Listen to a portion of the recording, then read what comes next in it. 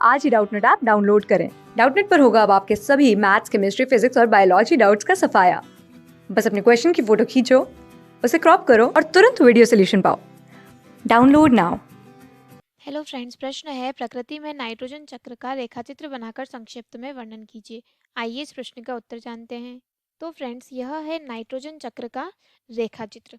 ठीक है, जैसे कि आप सभी को जानते होंगे कि जो हमारे वायुमंडल में कितने परसेंट नाइट्रोजन है, हमारे वायुमंडल में 78% कितनी होती है, नाइट्रोजन होती है। और यह क्या पाई जाती है, मुक्त नाइट्रोजन के रूप में पाई जाती है। मतलब कि यह क्या होती है, मुक्त होती है।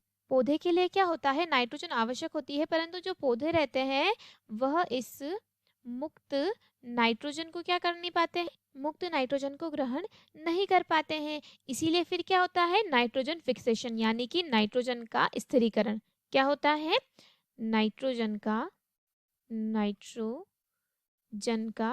क्या होता है, स्थिरीकरण होता है। उससे क्या निर्माण होता है, नाइट्रोजन के स्थिरीकरण से, नाइट्रोजन के स्थिरीकरण से निर्माण होता है नाइट्राइट तथा नाइट्रेट का।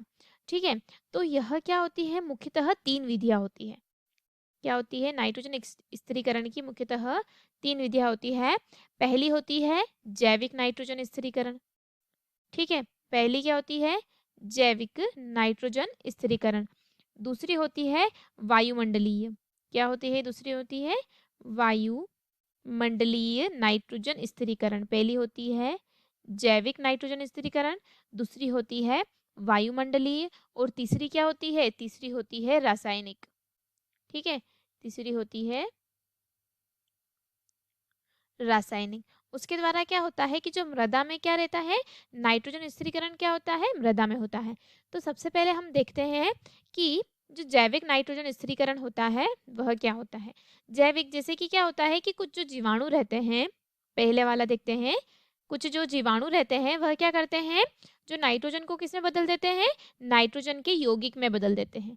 जो नाइट्रोजन रहती है उसको नाइट्रोजन के यौगिकों में बदल देते हैं, यानी कि नाइट्रेट्स में। ठीक है, अस्थायी यौगिक रहता है नाइट्रोजन, तो उसको क्या हो जाता है, यौगिकों में बदल देते हैं, जैसे कि नाइट्रेट। और कौन बदलता है, वो बदलते हैं जीवाणु। ठीक है, और कौन से जीवाणु बदलते हैं, उसका नाम है एक तो एजेटोबैक्टर, ठीक है, साइनो बैक्टीरिया होता है जो, और जो सहजीवी होता है वह है राइजोबियम। राइजोबियम नामक एक जीवाणु होता है, वह क्या करता है, वह भी जो नाइट्रोजन को कहीं बदल देता है, नाइट्रेट में बदलता है। साथ ही साथ एजेटोबैक्टर और नीलहरित शैवाल यह कार्य करती है, जो जैविक नाइट्रोजन स्थिरीकरण का या जैविक नाइट्रोजन फिक्सेशन का। दूसरा क्या आया है, वायुमंडलीय। तो वायुमंडलीय नाइट्रोजन स्थिरीकरण कैसे होता है, क्या होता है कि जब आकाश में जो विद्युत यानी कि बिजली, वह बादलों के गरजने के कारण क्या होती है, मुक्त नाइट्रोजन का क्या होता है, ऑक्सीकरण होता है। और वह क्या हो जाता है, नाइट्रोजन का जब ऑक्सीकरण होता है तो किस में बदल देती है, वह बदलती है HNO3 व HNO2 में। ठीक है, HNO3 और HNO2 के क्या कर देती है, मुक्त रूप से मुक्त कर देती है, और कहाँ पहुंचा देती है, मृदा में पहुंचा देती है। अब अन्य आता है रासायनिक। ठीक है, अन्य क्या आ रहा है, रासायनिक। तो रासायनिक समीकरण यानी कि रासायनिक लिख रखा है तो मतलब क्या होगा, रसायनों द्वारा। तो इसमें क्या होता है कि जो वायुमंडल में जो नाइट्रोजन रहती है, वायुमंडल में जो नाइट्रोजन रहती है उसका क्या क्रिया होती है, उद्योग बनाना हेतु होती है। तो 3 विधियां होती है। पहले क्या हो गया, अमोनी फिक्सेशन। जब क्या होता है कि जो जंतु रहते हैं, जो जंतु तथा पादपों के मृत शरीर रहते हैं, क्या रहते हैं, उनके मृत शरीर रहते हैं, तो उनके जो मृत शरीर का विघटन किसके द्वारा होता है, वह भी सूक्ष्म जीवों के द्वारा होता है। ठीक है, सूक्ष्म जीवों के द्वारा उनका क्या होता है, अपघटन होता है। और जब उनका अपघटन होता है तो मुक्त क्या होती है, उनमें से मुक्त होती है अमोनिया।